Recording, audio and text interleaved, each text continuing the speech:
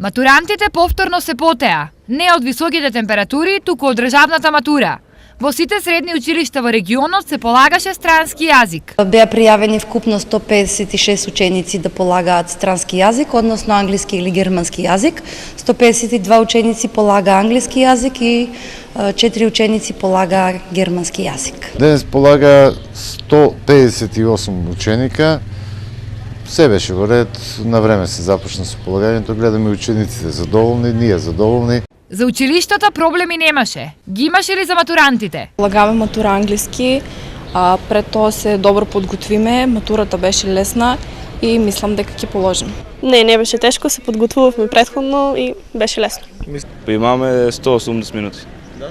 Да, и имаше да напишеме 2 текста, имаше прашање за окружување и на запомнување. Вака беше во Штип, а како беше во Делчево? Денеска полагаат 76 ученика, 72 полагаат англиски јазик и 4 полагаат француски јазик. Се полага во 6 простори, најнормално, без никакви проблеми. Англиски. Ти тешки прашања беа? Па не многу.